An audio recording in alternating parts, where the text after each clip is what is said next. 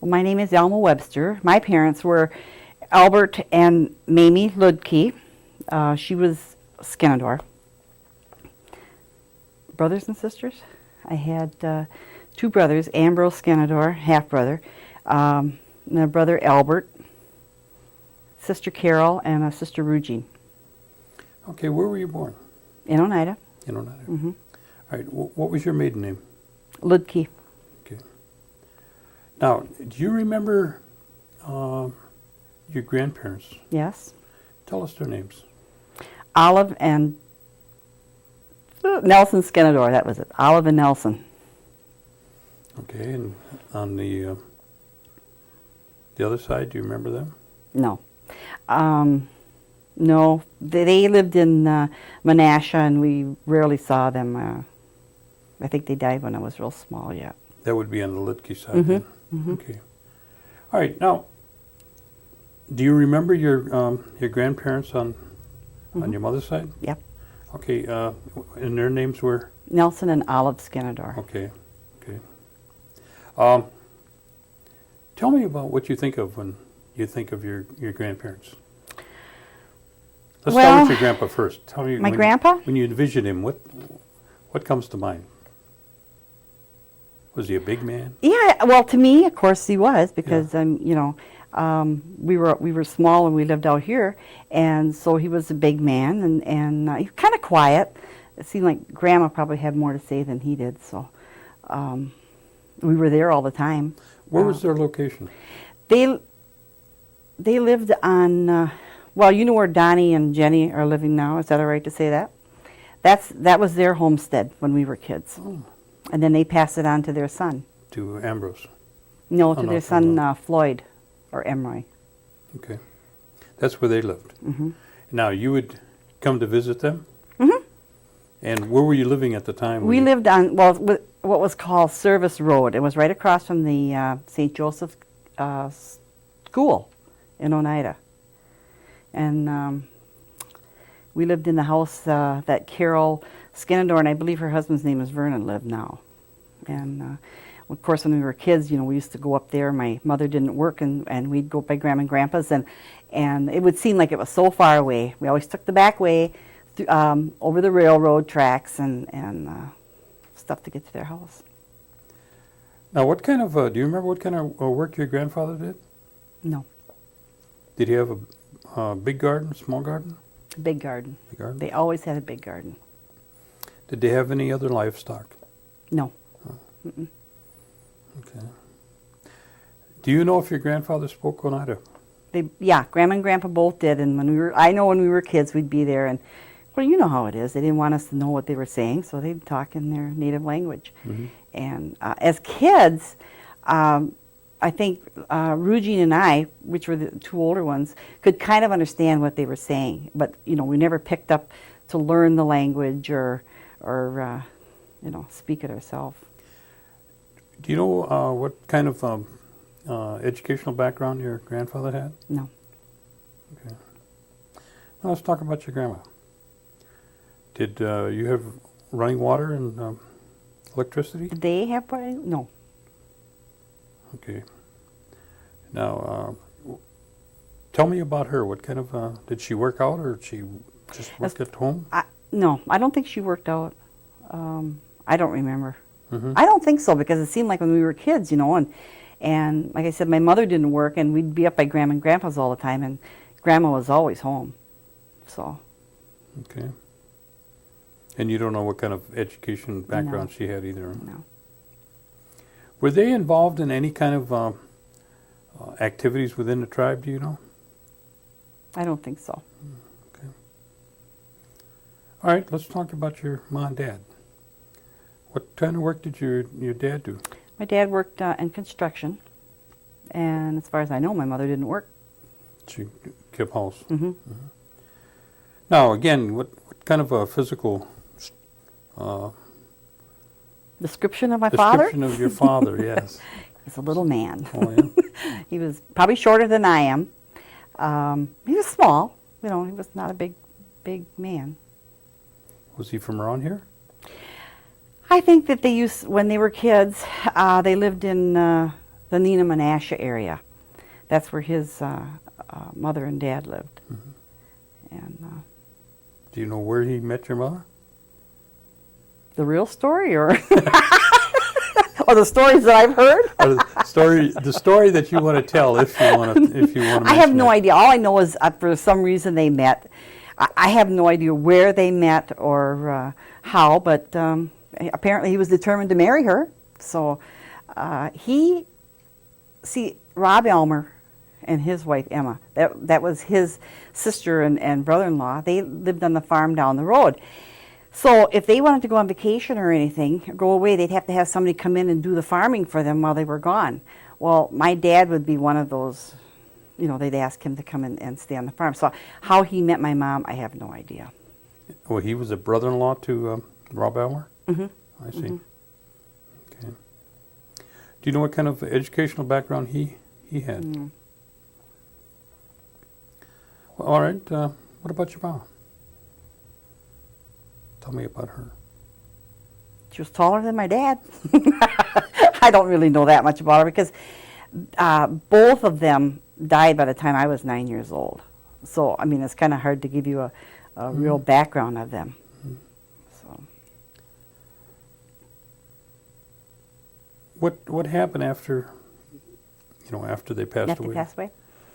Well, my dad belonged to the VFW in Green Bay, and he always told his sister Emma. So your dad was a veteran then? Oh yeah, and he always said, if anything happens to me or to their ma, you make sure they go to the VFW home in Michigan. And I don't know if anybody's ever mentioned Merlin Millheiser. I think he was a tribal member. He also belonged to the same VFW post, and so my dad always said, you make sure you contact Merlin Millheiser and you get them into that home.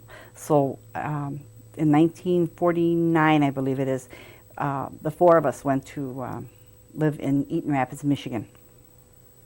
That must have been quite Sure. an ordeal. Well, it was, we were young. When you're that young, you adapt. And Can you have any idea of why there instead of someplace else? I'm just curious why you. I don't know. That was my dad's choice. Mm-hmm. I do know that after they passed away, that there was somebody in the community that wanted to take us kids, and my aunt said nope. Their dad's last wish was that they go to that home. And which aunt was this now? That was my Aunt Emma, his sister. Okay. And was she from around here? Yeah, they lived on the farm. Remember, she was married to Robbie Homer. Okay, that would be Rob Rob and Elmer's. Emma, yeah. Okay. Yeah. That I never knew her name. Emma? Yeah, I knew Rob, but I never knew her name. Oh, okay. So, what was the school like when you went to Michigan? The home? Mm-hmm. Well, the home, when we went out there, it was like a home. They had cottages. At the time we went out there, they probably had 20 what they called cottages. If you know what the Francis's office looks like, which was the nuns' home at one time. Mm-hmm. Okay, the cottages, what they call cottages anyway, looked like those. And you were put in, you had a house mother, and they tried to keep the kids together if they were related. So the four of us were put into one cottage, and then there would be other kids that were also there, maybe 3 or 4 other ones that the house mother took care of. It wasn't a bad place. Mm-hmm. Kids, everybody got to feel that they were brothers and sisters with everybody. So it's not like it's an orphanage. I think there's a difference. Say is, they treated you pretty good then. Oh yeah, they did have a hospital on the grounds, and they had a hotel or motel rather for people that wanted to come and visit. But the one thing that the VFW home did not want to do was to really segregate the kids that were living at that home by making them go to school right on campus. So we went into town for school. Oh, the regular public school. Mm-hmm. I see. Mm-hmm. Now, how many years did you stay there? 9. 9 years? Mm-hmm. Wow. You went all the way through school there? Mm-hmm. And you graduated from there? Mm-hmm. And every year we got 2 weeks vacation. Of course, we came and stayed by Rob and Emma's. Mm-hmm. Did your whole family go to school there? Mm-hmm. And then you stayed. Did they? I suppose you reached a certain age and you. Well, came, when I graduated, of course, I didn't go on to college. I was enrolled, and I don't know. Oneida was always my home. I mean, from the time I was left here, I knew I'd come back. And so when I graduated, I was enrolled in college, and at the last minute I said, I'm going home. And the other kids, although my brother was killed in a car accident, I would say in 1959, he was on vacation out here, and so the other two girls, Carol and Rugine, they went back to the home and finished out their schooling, and they stayed out there. They both live in Michigan. Mm-hmm. Now tell us, you came back and then you moved in with Rob Elmer and what's her name again? Emma. Emma. Tell me about Rob Elmer. And He was a farmer. okay. I mean, it was interesting because all the years we grew up, and we'd come on vacation and we could help him with things. But the one thing that I always remember about Rob was he sold milk to Schrader's and to Morgan's store, and he had an old buggy and a horse. I don't think he ever drove a car in his life, but he used the horse and buggy to deliver his milk up to the dairy or whatever. Well, everybody knew him, Mm-hmm. and everybody stopped by there. Mm-hmm.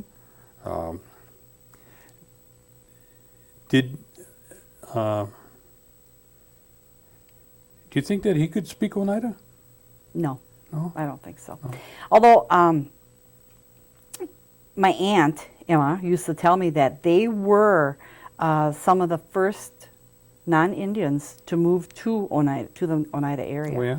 But I don't think they could speak Oneida. Did you get anything from Rob and Emma in terms of old pictures or anything like that? No. Oh.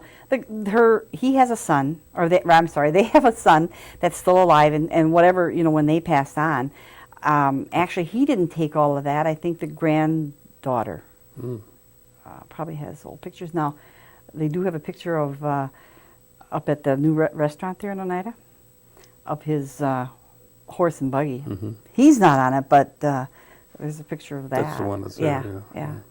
I was just thinking, he's from the that time frame that he might have some pictures that.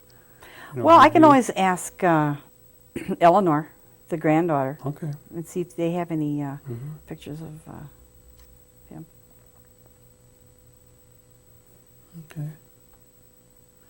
All right, you came back, and you started living with Rob Elmer. Mm-hmm. And about what time was that? What It was year? the end of 1957. Probably early fall I came Okay. back. So I went to Green Bay and applied for a job. I got a job in the office at Nabisco. And I worked there for 15 years. 15? Oh, gee. And what did you do after you left there? Well, maybe it was longer than 15.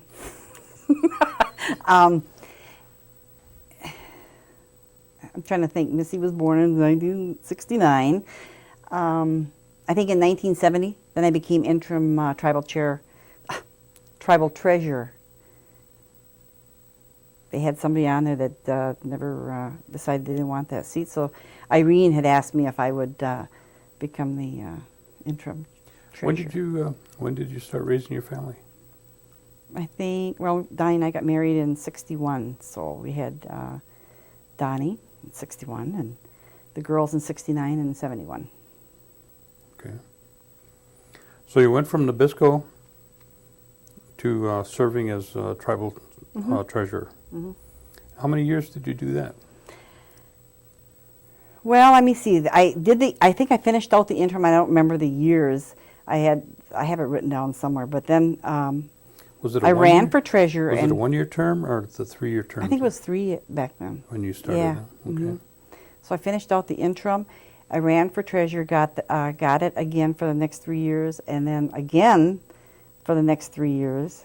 But I think I resigned a year before my term was up, because we had started the bingo operation, and that was starting to take off. Mm-hmm. Now tell me, what kind of being treasurer and thinking back, what kind of a budget We didn't have a budget. Our bank balance did the tribe have? Zero. I mean, when I was treasurer, there really wasn't any money coming in. The only monies that you would see coming in would be people that had land leases or whatever, and they had to pay. That would, or enrollments. That was the only money, because most of the things were taken care of by the government yet. There were grants and whatever, and that was always administered by BIA. So, and you were on the business committee, so you know we didn't have any money. When you were on, that was the 9-person council, right? Okay.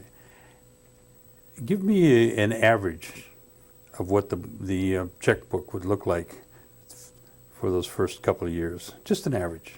200, 500, 1,000? Well, we'd be lucky to have maybe $100 in it. You know, and at the time, I think we were getting paid $10 a meeting or something, or $10 once a month or whatever it was. And sometimes I don't think we got paid because there was no money there to pay it. So. Now, when you were doing that, you were also taking care of the enrollments. And let me see, there was well, they had a secretary, so you would just handle where were you meeting at that time? At the old school, over in Chicago Corners there. Okay. Now, was that a full-time job? No. No, the only time we had to be there was whenever we'd have a meeting, and I think we had a meeting maybe twice a month. I don't even remember. It's been that long. So it must be monumental compared to what you were in and what they're facing now, right? It was nice. Okay. But you said that you quit Nabisco to go to work for the tribe. No, not really. What I did was I quit Nabisco, and actually I took a year off, and because it was the year before Donnie started school. And I thought, I'm going to spend the whole year with him before he has to go to school, because I worked all those years, and he'd been with a babysitter. And so then I went back to Nabisco for a few more years, and then I just quit and just stayed home. And it wasn't that long, and then I was involved at church and stuff like that. So, tell me what the story behind the bingo situation. How did this come about? Well, at the time, some of our offices were down at the Civic Center. And the real story is, my sister lived in Michigan, her and her husband, and so when Donnie and I would go up there and visit, Carol would say, well, let's go to bingo, at the VFW or whatever. So we'd go to bingo, and we'd come back here and we'd start talking, because there was still no money for anything to pay the heat and lights. I mean, I don't know how in the heck we paid that for that building. And so Sandy was the assistant building manager, and we'd talk, and her and I were good friends, and I said, well, let's go to bingo at the VFW in De Pere. So we started going there. And then we decided, well, let's have bingo to raise money to pay for those heat and lights and whatever. And that's how it got started. I mean, tell me about the first few times can you remember the first session? Well, you probably heard that story so many times. I've heard Sandy sit there and say, we were standing by those windows in the Civic Center waiting for people to come in, and we only had tribal people come to the first few sessions. I mean, and we had small prizes, and everybody had a good time. We probably only had it once a week on Wednesdays, I believe, and that was to compete with the VFW in De Pere. That's why we picked that particular night. And after a few weeks, people started coming in from town, and pretty soon we had some really, really nice crowds. And then we expanded and had more nights. And in the summer, the air conditioning was terrible in there, so we'd have maybe only 1 or 2 sessions a week. But then the people from the nursing home were trying to raise money for the nursing home and the health center and stuff like that. So they'd have them on the nights that we didn't have it. So. Now, this was all done in the gym at the And then Civic taking Center down tables, putting up tables, and after each session, before each session. Tell me some of the people that you were working with at the beginning. well, Sandy Ninham was, her and I were the ones that probably, I always I hate to sound, because I always feel like I'm bragging about it, but, Right. but her and I were the first two that really started it. Pat Masekin was there, and Kate Stevens, and Kathy Hughes was on our bingo. We had a bingo commission at that time. Lillian King. And then there's all the kids that worked for us, you know. Lisa, well, she was Lisa Smith at that time, and the Dock Stater boys. About how many kids would you say worked for a session at the time?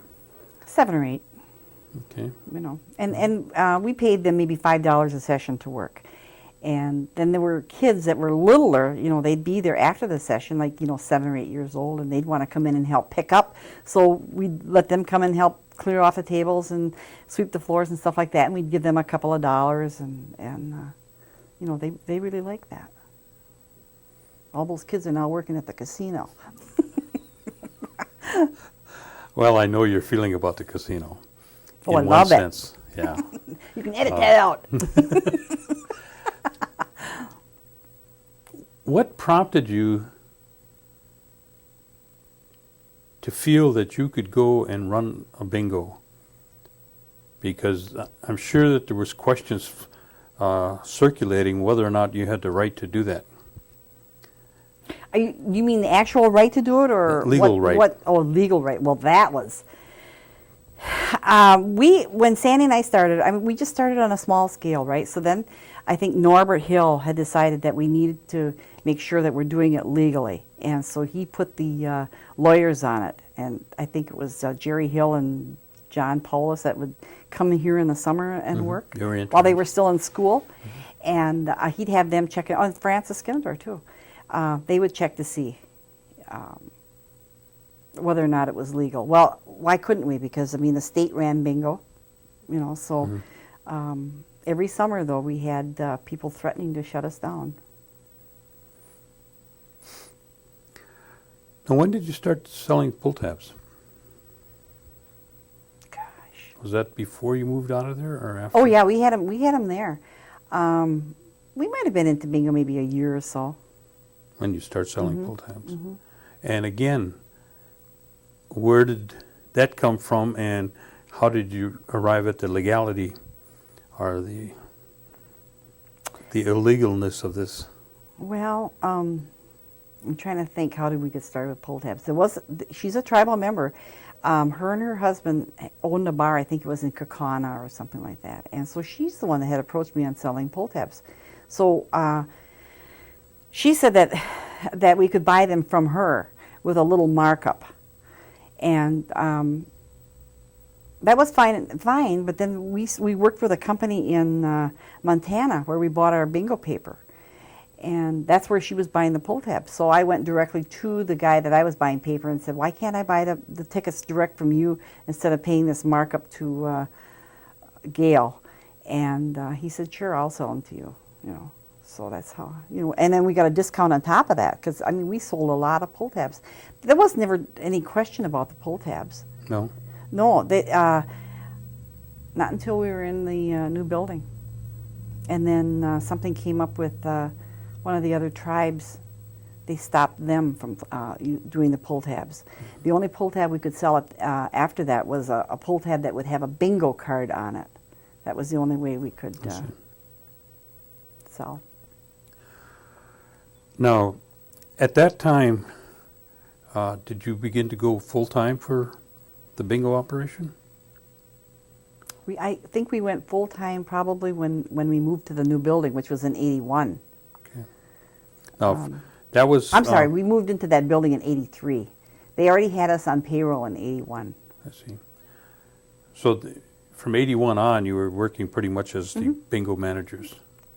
Now, you moved from the Civic Center at what year? 83. All right. And the amount of people that you would host for a session at the Civic Center was what? Max We probably, well, we would 175? max at 500. I mean, we Oh, you couldn't get any. get 500 in Yeah, there. I mean, it was That's squeezing wall them to in wall, there. yeah. Yeah. Okay. Then a new bingo building was built. Where was that built? And what kind of problems did you go through to get that? There was a couple different scenarios at the time. Well, you remember them, you tell it. Okay. At one time, they wanted to build it over where Walmart is or where Sam's is. And this is really funny because the people that actually came to our bingo that were non-Indians, they didn't want us to build it so close to Green Bay. Don't ask me why. But when they said we'd build it over by the airport, I mean, you know, if we could get in there, they liked that. It was like it was segregated from town now. I don't know if they thought the authorities were going to come and pull them out of there or what. But that's the only two things I can think of at the time, is that they wanted it by Sam's, and we didn't push it for there. We pushed it for the airport. Okay, then the tribe put up a new building, new bingo building. And that was completed when? Well, it was they must have started in 82, and it was completed in 83. We moved in April of 83, and we could seat 900. Well, when we got in the building, then our crowds got too big, and so the following year they added an addition of 400 seats. So you could host about 1,300 people. Yeah. Now, at the time, how many other bingo halls were there in the, let's say, in the Midwest, four-state area? You mean tribal bingos? Yeah. None that I can think of.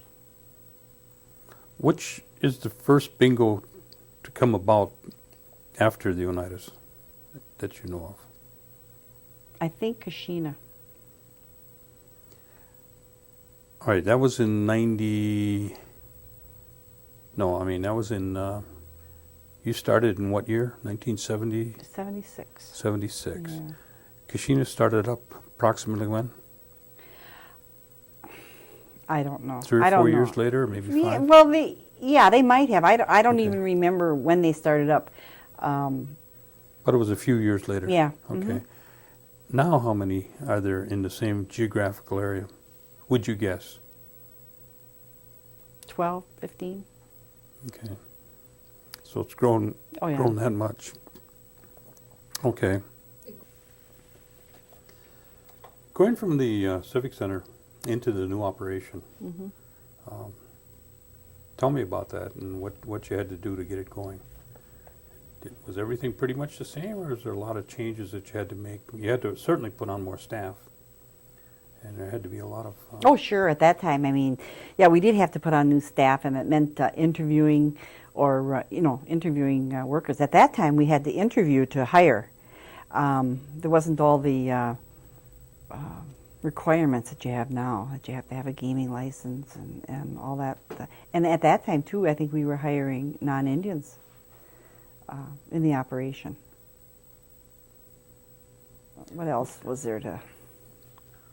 Well, there must have been changes in your jackpots and additional games and equipment. Yeah. We probably just made the pots bigger and developed a different game scenario, and it was still small. I mean, it wasn't. It isn't what it is today. I mean, there's so much more in bingo than back then.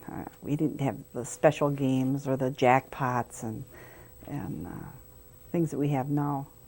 How was your structure set up then? What was your responsibility at that time? Well, Sandy was the manager, and you know how I like to speak, so she was the speaker of the two of us, and I was the assistant, and I mostly took care of setting up the games, or and that part of it. She was, well, like I said, she was the talker. She talked to the business committee or whatever. Well, during that time, bingo was the major money-making operation of the tribe. Was for quite a few years. Now, when you went into the new facility, you also opened kind of another division of it, which would be pull tabs, right? Did that branch off? I know it was underneath the manager. Yeah, it was. I guess what you're heading toward is that we had somebody else running that part of the operation. Oh, yeah, you had a manager of that area, Yeah, or a director. And that must have been increased in Oh, in terms yeah. of the volume. Yes, it did. I mean, pull tab, people were just crazy for the pull tabs then. I mean, because you didn't have the casino, you didn't have videos or anything like that, and it's a good way to gamble. And right now, have you pretty much leveled off, do you feel, at the casino? I mean, at the bingo hall? In terms of growth or I think so, because we're getting a lot of competition. I mean, Madison is going to be opening up a bingo hall down there. People are going to try that. We'll probably lose customers for a while. It depends on how they run a game, or how big their jackpots are, and stuff like. So we know people are going to. When Potawatomi and Milwaukee opened up, we had a lot of people that were went there for yeah, because they could offer a lot of larger jackpots and stuff like that. But by and large, once they go in, they test the water somewhere else. Do they Lot seem of- to filter back? Oh, sure. A lot of them have come back. We get word once in a while, they don't like Potawatomi because they really nickel and dime you to death with buying papers on the floor and stuff like that. We try not to do that. I guess my experience has been is that when you look at a situation, bingo seems an awful simple, no-brainer. That's why I got that job, Gordy. Well, You gotta leave that one in. But when you get when you get behind the scenes and see what's really happening and everything that goes with it, it's pretty sophisticated. Oh, sure. Yeah. Sure. I mean, years ago it was we made the decisions. Sandy and I. If we wanted to make a game big, we could make it big. You didn't look at how many people you were going to have. I mean, people just came if you had a big prize. Now we got bosses. In order computers. and computers. But in order to change something, you've got to sit down and look at all the figures. Are you going to lose if you don't have the right sized crowd or whatever? And so it's a lot different. Is it true, the story I heard, the first session you started out with, I don't know how much money, but it was in a cigar box, and at the end of the session you made about $70? Is that the story Sandy tells? It I don't might be. know. That's what Sandy's always said. I can't remember back that far. I mean, I know I thought we Do you took re- a small loss on that. But Do you remember the cigar box? oh, sure. Okay. Sure. Okay. Oh, sure. So People part of the story still remind us of that. Maybe that's what they ought to get you for your retirement, Thank you. a cigar box. Loaded with money, right? Or $70. Now,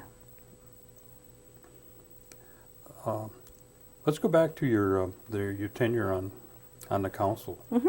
You were at secretary over at the tribal building. Treasurer. Treasurer. Mm-hmm. And then from there, where did the council move to? Down to the Civic Center. Mm. Did they? I can't remember now. I mean, I know we went from the old school, Chicago Corner School, and it seemed that we opened up some offices down at the Civic Center. Okay. Then from there, they moved up Norbert to Hill. Norbert Hill. Mhm. Okay. All right. What other activities have you been involved in during the last 30 years, 40 years? Or None. closer to 30. None. Okay. I'm gonna jump back a little bit to Rob Almer Mm-hmm. and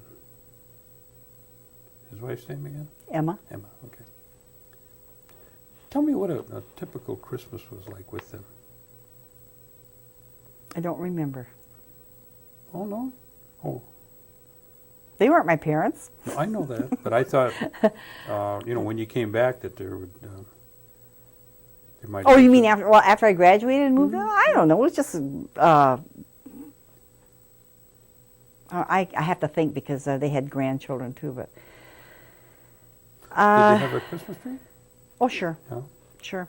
I guess what I remember most though at the Christmas season would be New Year's Day, the Hoyaners, or us kids when we were little going Hoyaning. Okay, tell me what that's about.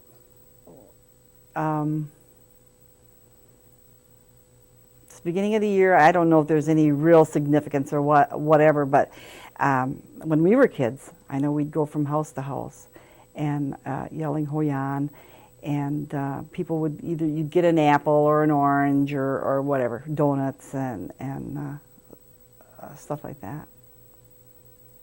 And you just all go around the neighborhood? Mm-hmm. Yeah. Mm-hmm. You remember some of the ones that used to go with you? Mm-mm. Probably, it was probably just us kids, you know, my own brothers and sisters. I don't remember any other kids going with us. Do you remember if Rob Almer had anything, like if somebody would get sick, did they take care of it themselves, or did they, you know, go to the doctor or the hospital or something like that? Well, Dr. Hill, I'm sure you must remember Dr. Hill. That was who they would go to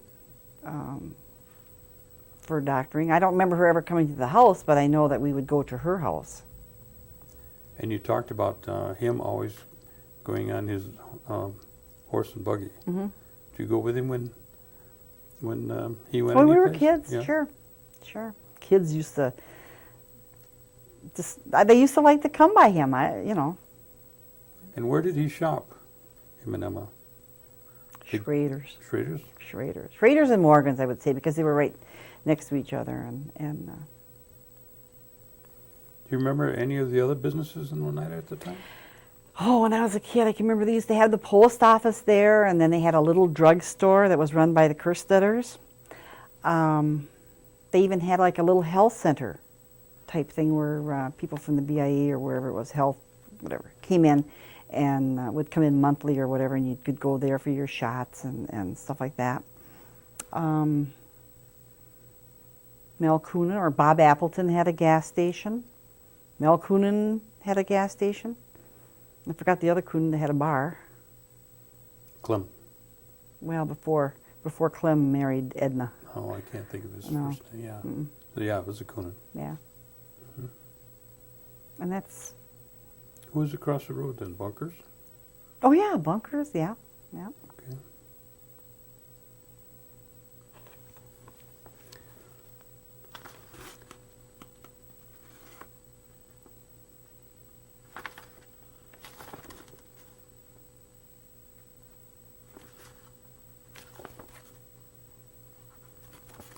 Where did what church did your parents attend? Holy Apostles. Holy Apostles? Hmm. What about Rob and Emma? They belong to the Lutheran. Lutheran Church? Yeah. Okay.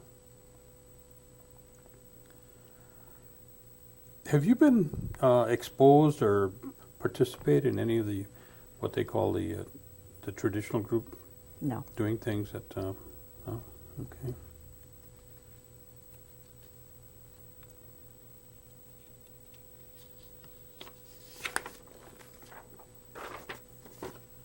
Did you ever hear anybody talk about the New York claim? Sure. Tell me what it is you heard. I don't want to discuss it. Okay. I really don't. I mean, I've heard about the Oneida claim and stuff like that, but I don't really get involved, you know, with that. So since you left the position as tribal secretary, Treasure. you've not been involved in tribal politics? No.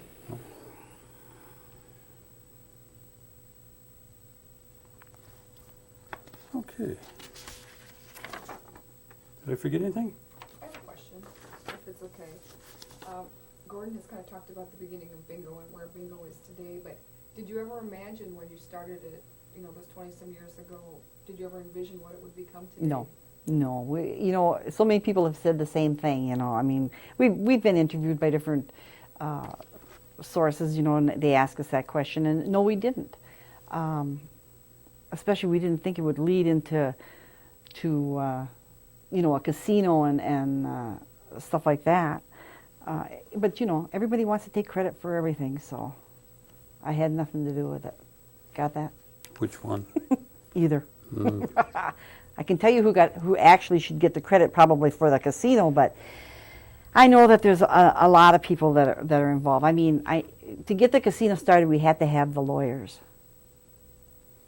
I mean, more or less. I mean, Kashina had already started, you know, with the videos and stuff like that up there, and we were always saying, well, why should they be the only ones having this? Let's go for it. So I pushed Louise into going to see Francis, and then he's the one that, you know, kind of worked on it or whatever. But Gordy's the mastermind. Don't let him kid you. No, don't pay any attention to it. Next question. What advice would you give to the future generations? Get an education. Well, I for myself, I went to high school. That's it, and you know, and I've worked all my life, but now I think an education is, you know, they have to have that education, no matter what job you go to, whether it's with the tribe or on the outside. Okay. You got any questions? No. Okay. You passed. Good. Now, I have a good answer for that one. Okay. All right. When you started out with the bingo, again, it was just almost on a whim by the two of you to do something. And did it have a name, or was it just called bingo? It was just called Oneida Bingo. I mean, it was Oneida Bingo, but not really Oneida Bingo. It was in the Civic Center, and people knew that's where it was, and we didn't have an official name. So when we moved to the new building, well, naturally, you have a new building, so you need to have a name for it. And we discussed it, and we decided we wanted to name it after Irene Moore, because this is the story that we always tell, is that the bingo operation was started by women, and that we felt that the operation should be named after a woman, and we picked Irene because she was our first tribal chairwoman. And so that was the reason that we named it that.